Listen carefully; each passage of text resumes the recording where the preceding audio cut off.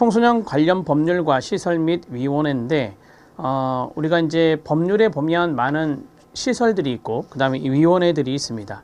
이 내용들을 쭉 정리해 보도록 하겠습니다.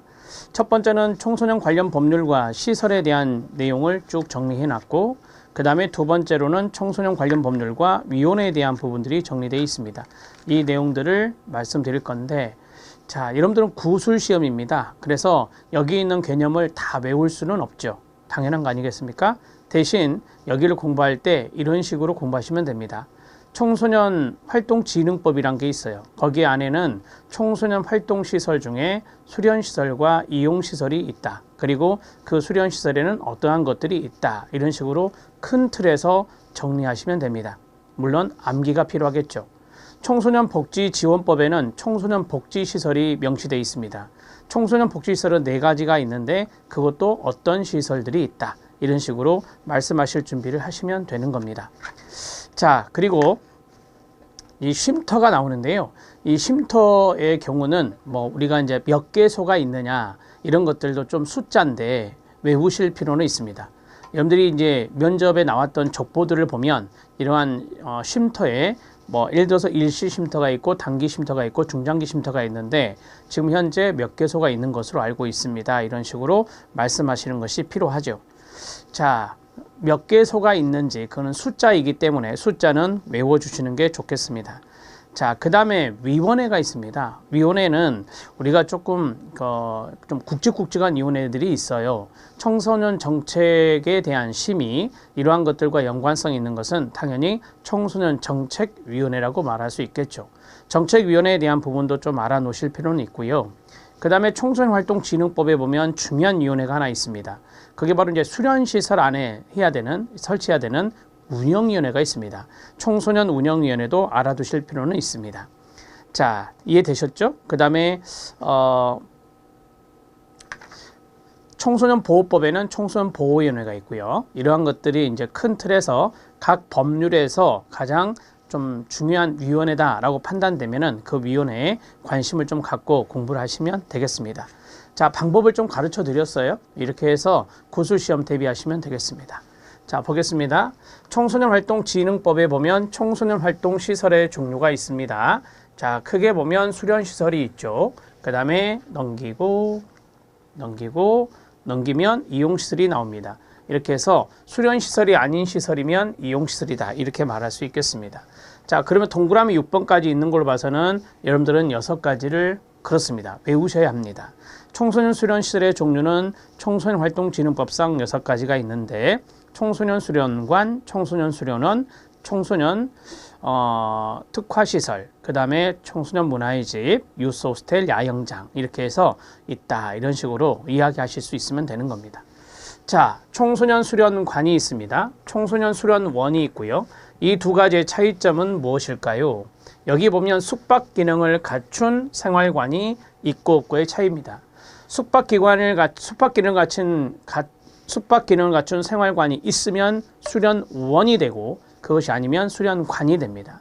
자, 우리가 이제 숙박 기능이 있다라고 한다면 이제 거기서 잠을 자는 거죠. 잠을 자고 이제 거기서 프로그램을 계속해서 몇 박 며칠간 할 수 있는 것이 바로 이제 수련원이다. 그렇지 않고 다양한 수련권을 실시하고 각종 시설 설비를 갖춘 종합수련시설, 일종의 그렇습니다. 생활시설이라기보다는 이용시설의 성격이 있는 게 수련관이다. 이렇게 말할 수 있겠습니다. 여기 뒤에 내용은 똑같아요. 다양한 수련거리를 실시할 수 있는 각종 시설과 설비 갖춘 종합시설이면서 숙박 기능이 있다면 수련원이 됩니다. 자, 문화의 집입니다. 자, 문화의 집은 간단한 수련 활동을 실시할 수 있는 시설이나 설비를 갖춘 가로, 정보나 그 다음에 문화, 예술 중심의 수련시설 이렇게 정리하시면 되겠죠.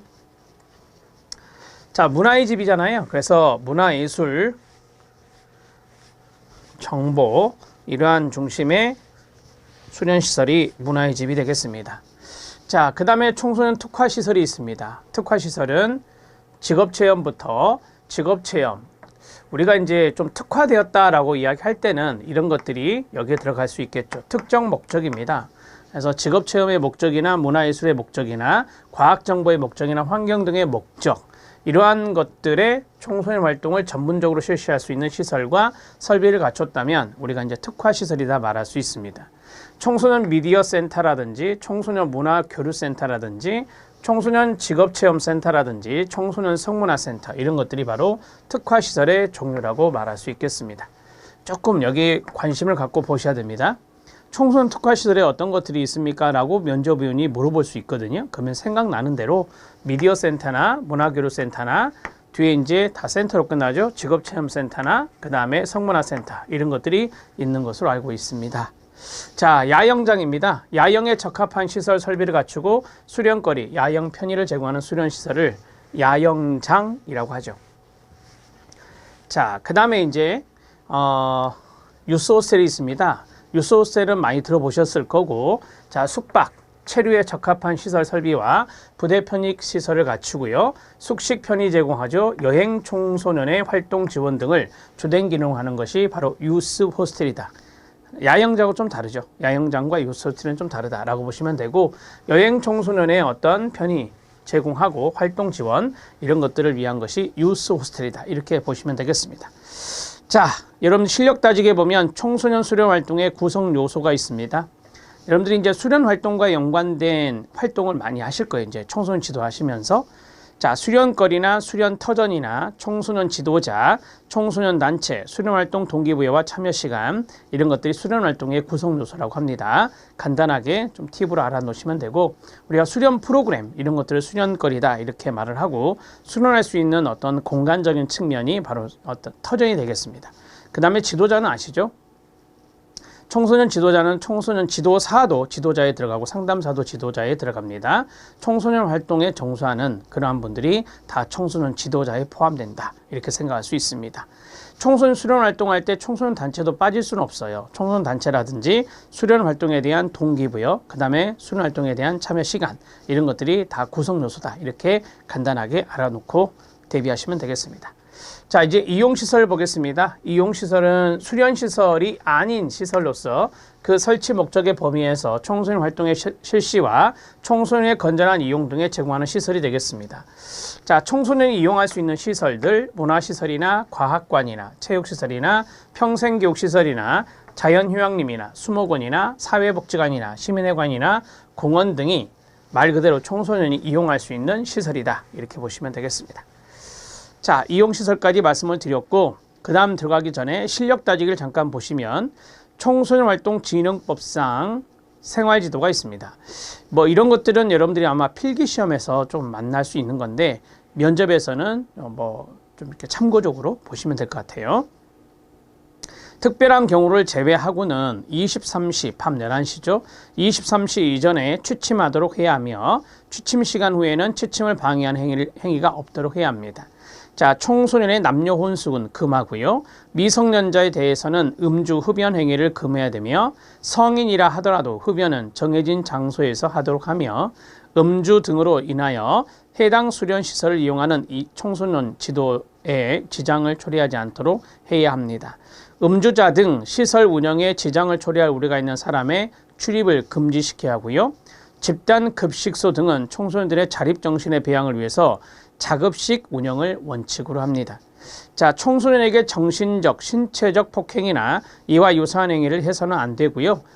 청소년의 탈선을 방지하고 타인으로부터 위해 등을 예방하기 위한 조치를 취해야 합니다. 자, 되셨죠? 이 정도 정리하시면 되고, 여기에서 조금 우리가 뭐 눈여겨볼 것은 1번과 5번 정도 하시면 됩니다. 1번과 5번 정도.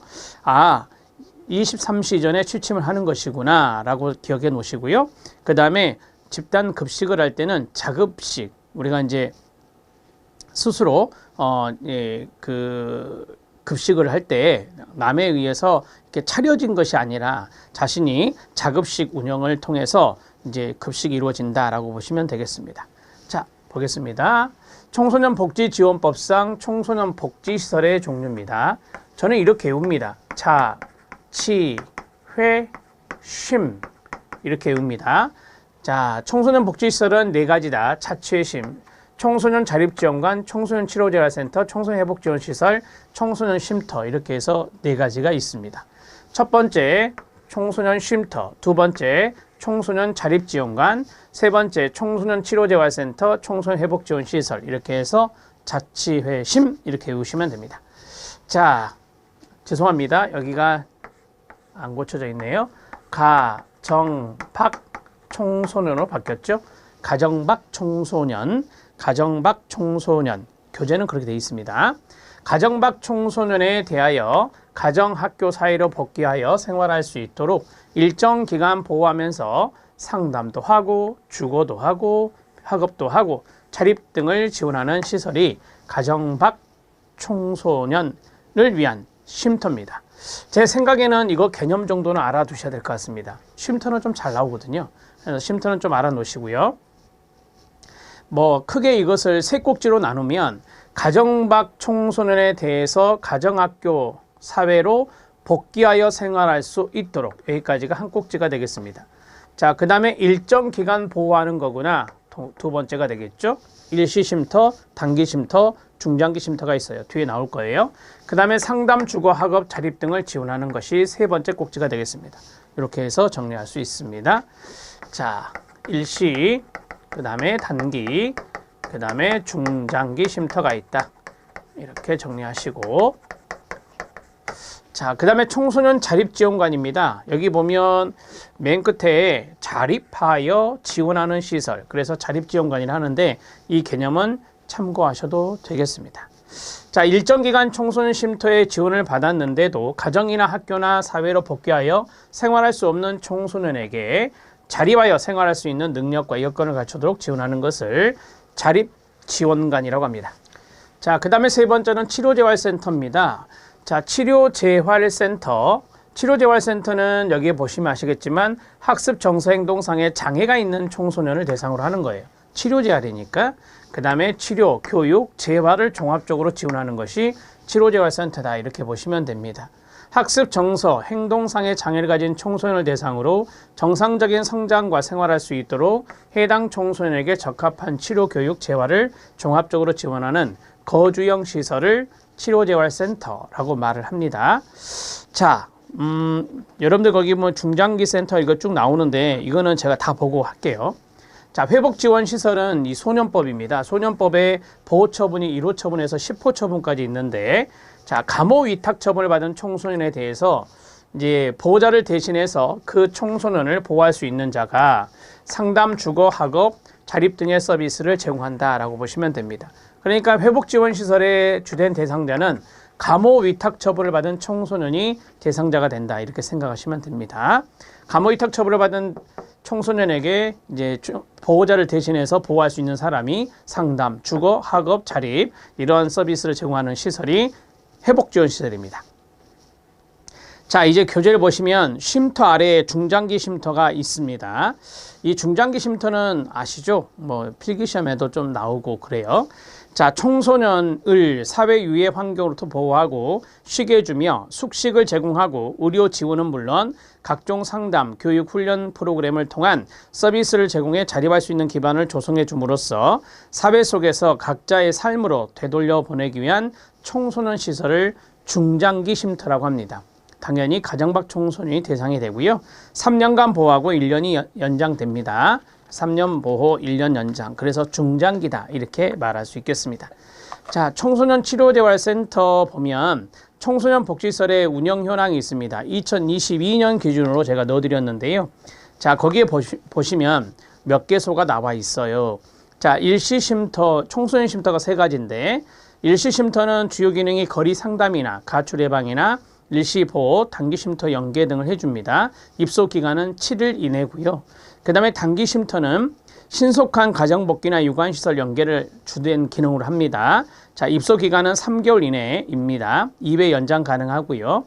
자, 중장기는 앞에서 말씀드린 대로 3년 이내인데 1년 연장할 수 있다. 이렇게 말씀드렸고, 사회 복귀를 위한 학업이나 그 다음에 자립을 지원한다. 이렇게 말할 수 있겠습니다. 가장 많은 게 단기쉼터가 가장 많습니다. 자, 일시쉼터가 36개소, 2022년 기준입니다. 단기쉼터가 58개소, 중장기쉼터가 44개소가 되겠습니다. 이 수치 조금 알아놓으면 도움이 되겠다라고 말씀을 드렸습니다. 아마 여기 다음에 없어서 제가 지금 쭉 말씀드리고 있는 건데요. 그 다음에 자립지원관이 10개소가 있습니다. 주거안정 기반의 자립 사례관리가 주된 기능이고 1년 이내 최대 2년까지 됩니다. 그래서 1년 연장할 수 있네요. 회복지원시설은 모두 15개소가 되겠습니다. 훈육이나 생활지원이나 자립지원이 되고요. 법원 결정을 통해 6개월 이내 1회 연장 가능한데 기본적으로는 6개월이 원칙입니다. 자, 여기 있는 입소 기간은 신경 쓰지 마시고요. 자, 여기 몇 개소 정도 있느냐 이런 것들 좀 머릿속에 좀 기억해 놓으세요. 자, 일시 쉼터가 38개소였죠. 6개소. 그 다음에 가장 많은 단기 쉼터가 58개소가 됩니다. 중장기 쉼터가 44개소. 대개 이 쉼터가 좀 더 잘 나오기 때문에 밑에 있는 자립지원관이나 회복지원시설보다는 쉼터의 숫자를 더 잘 외워놓으시면 됩니다. 36, 58, 44 이렇게 외우셔도 되겠네요. 365844, 365844 전화번호 외우듯이 365844 그러면 일시, 단기, 중장기 이렇게 정리할 수 있겠죠. 자, 이제 법률과 위원회 들어갑니다. 법률과 위원회는 앞에 있는 시설보다는 조금 더 로딩이 덜 심합니다. 시설은 좀 외우셔야 되는데 암기해야 되고 숫자도 있는데 여기는 좀 그런 게 좀 없기 때문에 좀 편하게 공부하셔도 됩니다. 자, 청소년 기본법에 보면 청소년 정책위원회가 있습니다. 상당히 이제 우리가 청소년의 일반법에 해당되는 것을 기본법이라 하는데 여기에 청소년 정책위원회가 있어요. 여기 있는 것은 여러분들 신경 쓰지 않으셔도 되고요. 자, 청소년 정책의 주요 사항을 심의하고 조정하기 위해서 여성가족부에 청소년 정책위원회를 두겠죠. 청소년 정책에 대한 아주 중요한 부분들을 많이 하겠죠. 심의하고 조정하는 것을 여성가족부에 둔다. 자, 다음의 사항을 심의 조정한다. 이건 참고하셔도 됩니다. 청소년 육성에 관한 기본계획 수립에 관한 사항을 하는데 이 5년마다 수립하고 있는 거죠. 청소년 정책의 분야별 주요 시책에 관한 거나 제도 개선에 관한 거나 청소년 정책을 분석하고 평가에 대한 것이나 이런 것들이 여기에 들어갑니다. 자, 둘 이상의 행정기관에 관련되는 청소년 정책의 조정에 관한 사항. 자, 심의 조정한다 그랬잖아요. 그래서 조정하는 업무도 담당하고 있습니다. 자, 두 번째는 이제 청소년 기본법에 보면 지방 청소년 육성위원회가 있습니다. 지방이라 했으니까 시도지사와 시장군수 구청장 소속으로 지방 청소년 육성위원회를 두고 있습니다. 청소년 육성에 관한 그렇습니다. 지방자치단체의 정책도 있을 거 아닙니까? 그것을 심의하기 위해서 시도지사, 시군구청장 소속으로 지방 청소년 육성위원회를 두고 있습니다. 자, 그러면 중앙에는 뭐가 있다? 중앙에는 청소년 정책위원회가 있고 지방에는 뭐가 있다? 지방 청소년 육성위원회가 있구나 이렇게 보시면 되겠습니다. 청소년 기본법의 내용입니다. 이제 법을 좀 다르게 하죠. 청소년 활동 진흥법에 보면 청소년 운영위원회가 있습니다. 제가 이거 중요하다고 말씀을 드렸는데 자, 여기 보면 수련시설이 나오죠. 우리가 앞에서 봤던 수련시설입니다. 자, 청소년 수련시설을 설치 운영하는 개인이나 법인이나 단체나 위탁 운영단체, 자, 이하 청소년 시설 운영단체라고 할 수 있습니다. 이 단체는 청소년 활동을 활성화하고 그 다음에 청소년의 참여를 보장하기 위해서 청소년으로 구성되는 청소년 운영위원회를 운영해야 합니다. 1번이 중요한 거네요. 그렇죠? 1번이 가장 핵심이에요. 그래서 수련시설 운영단체, 수련시설 운영단체라고 하면 돼요. 운영단체는 첫 번째가 청소년 활동을 활성화한다. 그 다음에 두 번째는 청소년 참여를 보장한다. 거기에서 청소년 운영위원회를 둬야 되는데 그렇습니다. 청소년으로 구성된다. 청소년으로 구성된 운영위원회를 둬야 됩니다. 수련시설 운영단체의 대표자는 청소년운영위원회의 의견을 수련시설 운영에 당연히 반영해야 되죠. 그래서 운영위원회를 하는 거예요. 청소년의 참여를 보장하는 거니까. 그래서 청소년의 의견을 잘 들어서 시설 운영에 반영해야 된다는 것이 강행 규정, 의무입니다.